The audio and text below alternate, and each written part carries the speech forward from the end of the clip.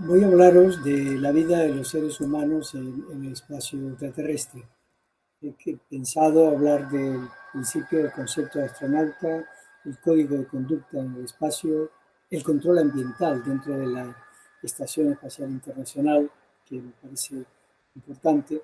También los sistemas de soporte para la vida en el espacio y algunos temas jurídicos sobre la jurisdicción penal o civil aplicable a las actividades en la estación espacial o los descubrimientos y la propiedad intelectual sobre estos descubrimientos. El concepto de astronauta, evidentemente el derecho internacional del espacio ultraterrestre es una disciplina deudora del derecho internacional público que ha sido su matriz, pero esto no quita también la necesidad de que otras ramas del derecho, como el derecho internacional privado, derecho mercantil, derecho civil o penal, también se hayan ido involucrando en las actividades espaciales. Obviamente el desarrollo ingente de estas actividades ha llevado a que sea necesario definir los términos sobre los que queremos hablar. Recordemos, desde el primer envío de la perrita Laika hasta la actualidad han pasado muchísimos años y se han desarrollado numerosísimas actividades en este sentido. Por tanto, ¿cómo definiríamos al astronauta? Pues hay tres términos que básicamente lo definen. Astronauta es cuando es un representante de Estados Unidos o de Europa, cosmonauta cuando es un nacional ruso, taikonauta cuando estamos hablando de un nacional chino. Evidentemente, dentro de los 5 grandes tratados que regulan las actividades espaciales, probablemente el más importante es el tratado sobre los principios que deben regir las actividades en el espacio de los estados para la utilización, explotación y exploración del espacio ultraterrestre, incluida la Luna y otros cuerpos celestes, que fue firmado en 1967. En este tratado se recoge en el artículo quinto la idea de que los astronautas son enviados de la humanidad en el espacio ultraterrestre. Esto es importante porque nos está demostrando el interés de que aquellos seres humanos que van al espacio pues se encuentren protegidos de alguna manera por un estatus específico distinto al resto de los seres humanos. Existe dentro de estos 5 tratados a los que estoy haciendo referencia un acuerdo sobre salvamento, devolución de astronautas y restitución de objetos lanzados al espacio ultraterrestre, que fue ratificado y firmado en 1968 y que de alguna manera comunica a Naciones Unidas, interrelaciona a las Naciones Unidas, su secretario general, con las actividades de los astronautas en el espacio en caso de accidente, peligro, aterrizaje forzoso, en definitiva, motivos para cuidar el riesgo a la salud o la vida de los astronautas. Aquí surge un conflicto interesante desde el punto de vista jurídico, y es que con las actividades espaciales relacionadas en el marco de lo que serían los turistas espaciales, nos estamos encontrando con una figura nueva que no representa, sin lugar a dudas, la idea que tenemos del astronauta como enviado de la humanidad. Un turista espacial es un individuo privado, es una persona privada que contrata unos servicios para dirigirse al espacio ultraterrestre. Hay un caso típico que es el primero de todos, Denis Tito, que contrata al Soyuz de los rusos y lo llevan hasta la Estación Espacial Internacional, donde permanece un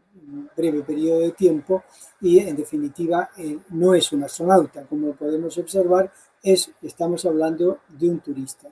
Y en ese sentido,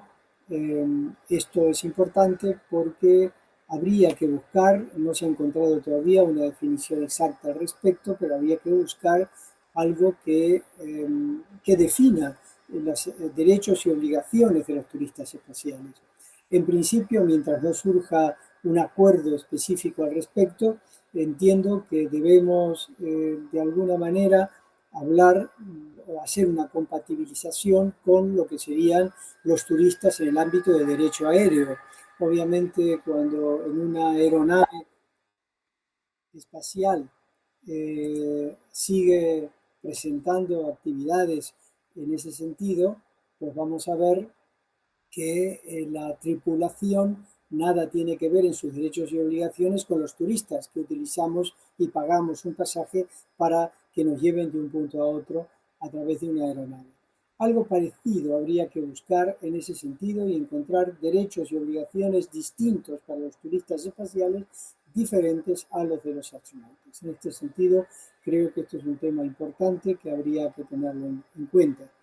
Además, no olvidemos que cuando un astronauta o un turista espacial se dirige a la Estación Internacional Espacial o hace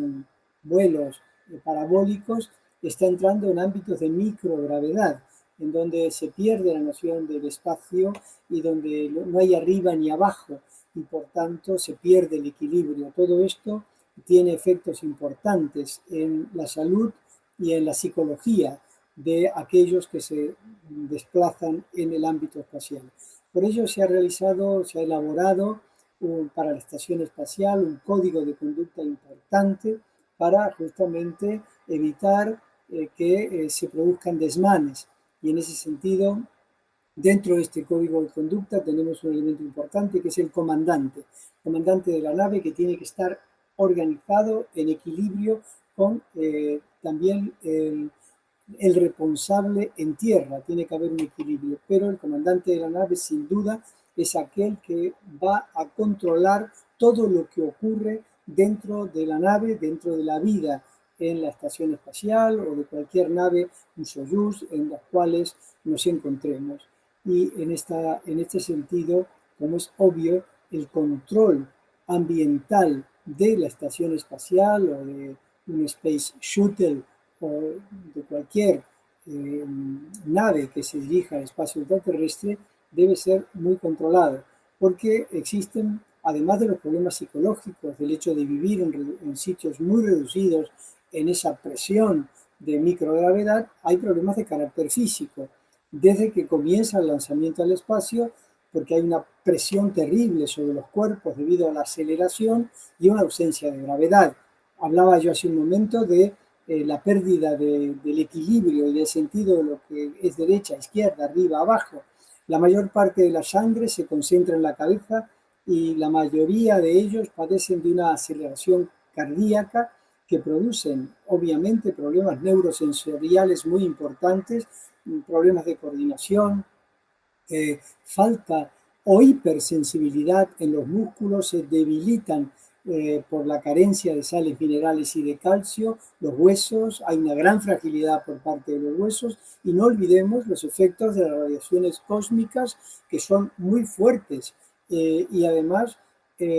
sobre todo en las actividades extravehiculares, cuando el astronauta sale a realizar actividades fuera de la propia estación espacial, porque estas radiaciones cósmicas son sumamente peligrosas para la salud de los astronautas y disminuyen la eficacia del sistema inmunológico de sus cuerpos y aumentan, para colmo, el desarrollo de la actividad bacteriana. Todo esto es fundamental, por tanto, controlarlo, saber controlarlo y llevarlo, en definitiva, a un buen puerto.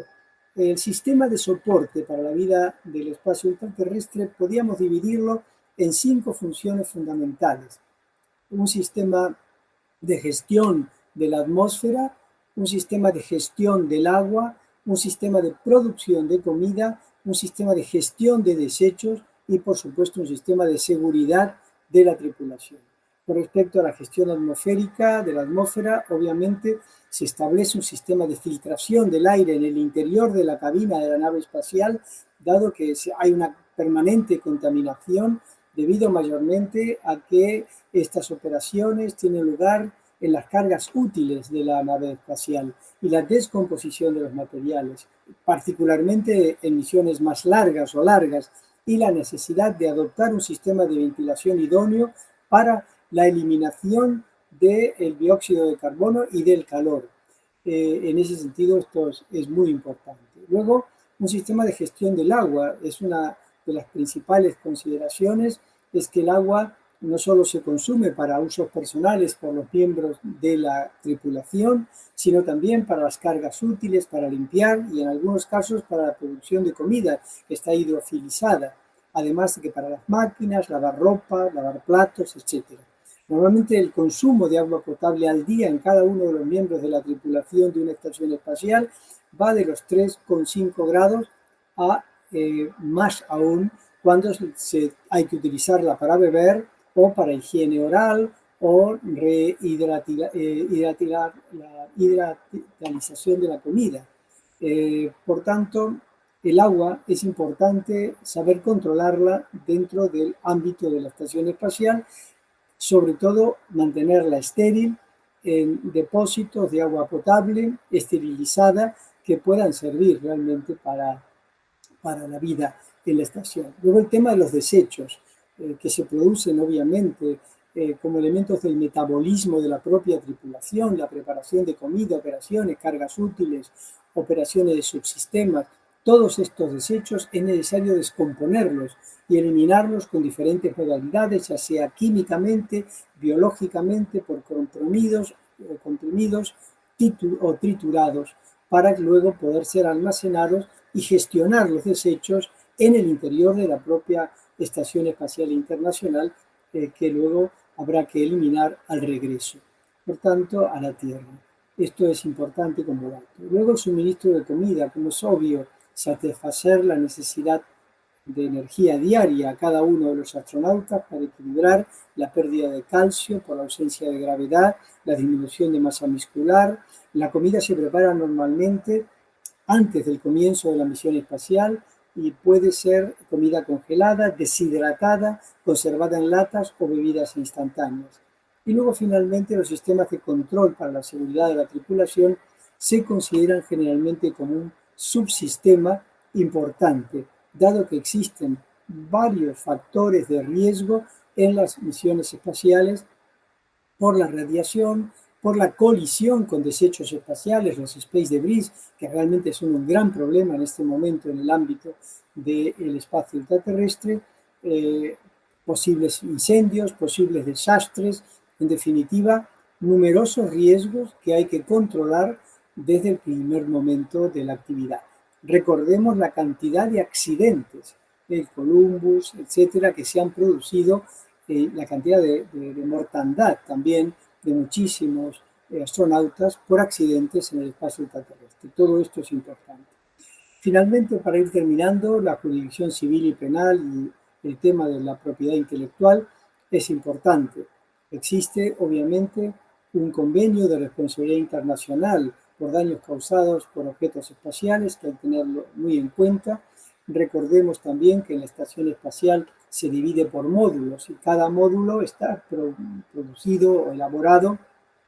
por un estado. Por ejemplo, el módulo de los Estados Unidos es como si estuviésemos en una ficción jurídica dentro de lo que sería la extraterritorialidad de la ley. Es decir, que ese módulo de los Estados Unidos es un módulo que representa la tierra de los Estados Unidos y en definitiva lo que ocurre allí es como si ocurriese en los Estados Unidos y por tanto se aplica la ley americana. Pero lo mismo ocurre en el módulo de Japón, donde tenemos entonces que se aplica las leyes japonesas. Esto es importante porque en ámbitos reducidos donde los astronautas pasan de un módulo a otro es como si estuvieran pasando de un estado a otro sin necesidad de pasaporte. Pero donde lo que ocurra en cada uno de esos módulos tendrá efectos importantes desde el punto de vista jurídico. Y finalmente, hablar del tema de lo que serían los descubrimientos, es decir, la propiedad intelectual. Existen, como saben, varios criterios en este sentido, donde pues, cuando se produce un descubrimiento o un invento, hay dos criterios, que es el first to apply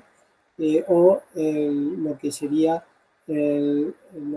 apply en el sentido de la patente, cuando se realiza la patente, o el first to invent, es decir, cuando se produce el invento. Entonces aquí habría que tener en cuenta que cuál de los dos criterios se aplica. No hay un criterio todavía definido si en el momento en que se produce el invento, en el momento que se produce el descubrimiento o cuando se registra ese descubrimiento, se deposita, digamos, la patente de ese descubrimiento. Es un tema que está abierto, es un debate abierto que hay que resolver porque en definitiva hay que recordar que cuando las voluntades humanas trascienden las dificultades técnicas para realizar aquello que en ciencia puede parecer inconcebible, el derecho no surge como un elemento autónomo que sigue los pasos de la ciencia, sino que se convierte en un elemento constitutivo de la misma ciencia y va un poco a la rémora del mismo. Por tanto, es importante que los juristas tengamos en cuenta estos elementos para poder llevar a cabo un verdadero control de las actividades en el espacio. Por ello, con estas ideas, yo lo que quiero es plantearos la necesidad de reflexionar sobre la importancia que tienen las actividades en el espacio ultraterrestre y la necesidad de regularlas jurídicamente a través probablemente de una organización internacional del espacio que habrá que tener en cuenta en algún momento su creación para poder controlar la cantidad de actividades que en este momento se están realizando por parte de los seres humanos en el espacio ultraterrestre. Pues en definitiva os dejo con estas ideas para que vayamos planteando cuestiones y me pongo a vuestra disposición. Soy Juan Manuel de Faramiñán Gilbert,